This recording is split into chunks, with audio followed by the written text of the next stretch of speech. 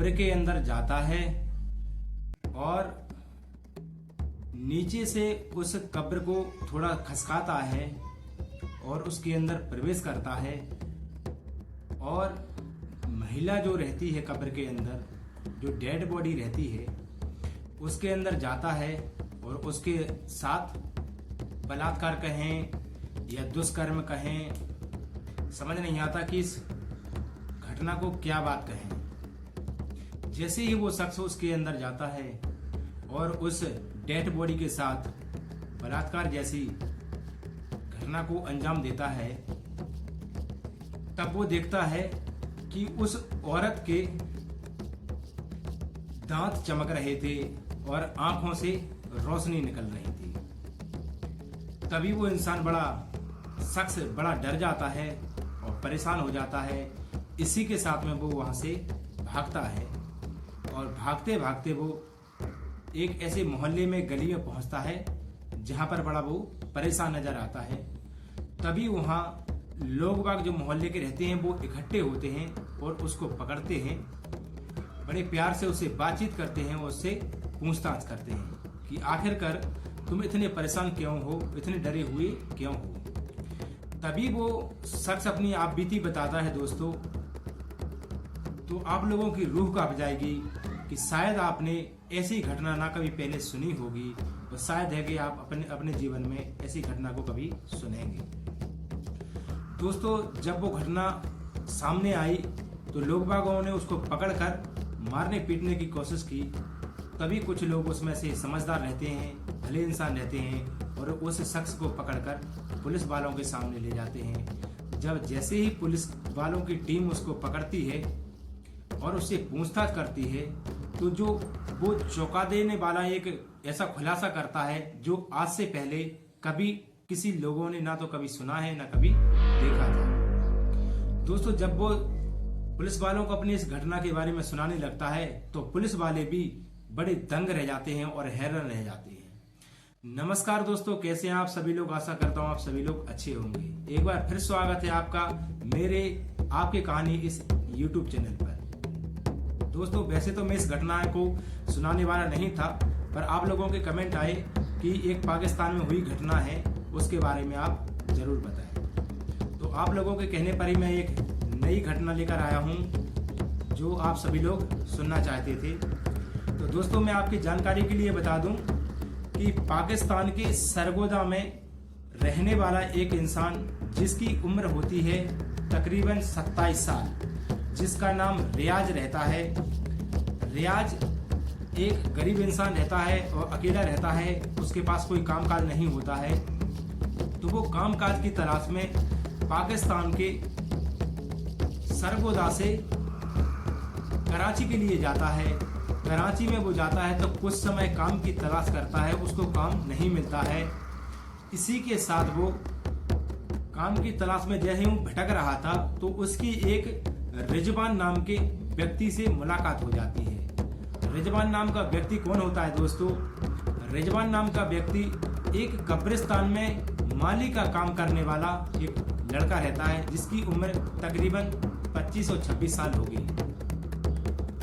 उसी को रिजवान नाम का जो लड़का अपने दोस्त रियाज को अपने साथ ही काम पर उस कब्रिस्तान में लगा लेता है। इसी के साथ दोस्तों कुछ समय व्यतीत होता है, साल और 2 साल का समय व्यतीत होता है। तब वो रिजवान नाम का जो लड़का रहता है वो इस गंदगी घिनौनी घटना को अंजाम देता है। पता नहीं कब से इस काम को कर रहा था। तभी जो वजीरा नाम का जो उसका दोस्त रहता है, तो वो अपने रिजवान नाम के दोस्त को इस घटना को अंजाम देते हुए देखता है दोस्तों। तब वो उससे पूछता है कि आखिरकार तुम ऐसा क्यों कर रहे हो और ऐसा करने से तुमको क्या मिल जाता है। तभी जो रियाज नाम का जो लड़का रहता है वो वजीरा नाम के अपने दोस्त से कहता है कि ऐसा करने से मुझे एक अच्छी अनुभूति होती है, अच्छा महसूस होता है।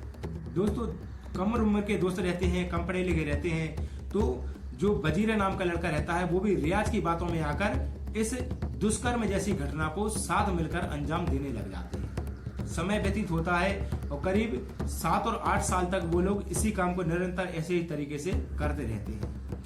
तभी एक दिन एक अचानक ऐसा समय आता है कि जो वजीर नाम का व्यक्ति रहता है, शख्स रहता है, उसका दोस्त रियाज का, तो वो ड्रग्स वगैरह कुछ नशे लेता है और उसकी कारण उसकी कुछ समय बाद वजीरा की मौत हो जाती है। अब रियाज अकेला बचता है और उस कब्रिस्तान में अपने काम को करता रहता है। साथ में जो नई नई लड़कियां आती हैं, नई नई लेडीज आती हैं, उनकी कब्र जो नई नई रहती है, उसके जो परिजन लोग रहते हैं वो चले जाते हैं। इसके साथ में जो रियाज नाम का लड़का अंदर जाता है और उनके साथ में दुष्कर्म जैसी घटना को अंजाम देता है। तभी एक दिन ऐसा आता है दोस्तों कि एक नई 17-18 साल की लड़की के साथ वो इस दरिंदगी को अंजाम दे रहा था। तभी वो देखता है कि उस लड़की की आंखें खुली हुई हैं और मुंह खुला हुआ है। उसके मुंह में से एक अजीब सी रोशनी निकल रही है और उसकी आंखों से भी एक सफेद कलर की अजीब रोशनी निकल रही है। इसी के साथ वो बड़ा डर जाता है और वहां से चीख मारते हुए वहां से भाग जाता है। और भागते भागते जब वो लोगों के पास पहुंचता है तब वो इस घटना को बताता है तो लोग बाग बड़े परेशान हो जाते हैं कि आखिरकार इंसान ऐसी गंदी और नीच हरकत कैसे करता है। दोस्तों, जब पुलिस वाले उसको जांच पड़ताल करते हैं, उसको पकड़ते हैं, पूछताछ करते हैं कराची की जो पुलिस, तब वो बताता है कि अपने उसने 8 साल के कार्यकाल में उसने करीब 48 से 50 महिला और लड़कियों के साथ में ऐसी बलात्कार की, ऐसी दरिंदगी की घटना को अंजाम दिया है। दोस्तों, तभी पुलिस वाले उसको रियाज को ले जाकर कब्रिस्तान ले जाते हैं और उससे पूछते हैं कि किस किस कब्र के साथ में तूने ऐसा किया है। तब वो बताता है कि कब्र के साथ में। तभी उसी समय में जिन परिजनों के लोग, घर के लोग बाग खत्म हुए थे, तो बड़े रूह कांप जाती है और वो लोग बड़े परेशान हो जाते हैं कि आखिरकार ऐसा कैसे कर सकता है इंसान हमारे मरे हुए लोगों के साथ में भी। दोस्तों, तो पाकिस्तान की एक ऐसी घटना जो कि सामने आई थी, तो आप सभी लोगों को मैंने सामने रखी और आपकी जानकारी के लिए बता दूं, और ये घटना अक्टूबर 2011 की है, पाकिस्तान की। अक्टूबर 2011 में ये घटना सामने आई थी, 2011 में, और करीबन इसको 11 साल व्यतीत हो जाते हैं। आज भी मालूम नहीं चला है सोशल मीडिया के माध्यम से या मीडिया के माध्यम से कि आखिरकार उस इंसान को, रियाज नाम के अपराधी को, क्या सजा सुनाई है सरकार ने, क्या अपराध के मुकदमे लगाए हैं, इसका अभी तक कोई खुलासा या सामने कोई साक्ष्य नहीं आया है।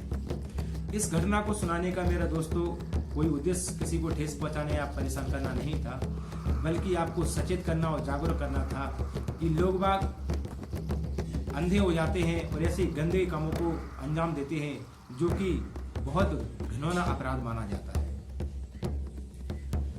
ठीक है दोस्तों, मैं अगले एपिसोड में मिलता हूं एक नई रोचक जानकारी के साथ, एक नई क्राइम की घटना के साथ। जब तक के लिए मुझे विदा दीजिए। जय हिंद, वंदे मातरम, भारत माता की जय।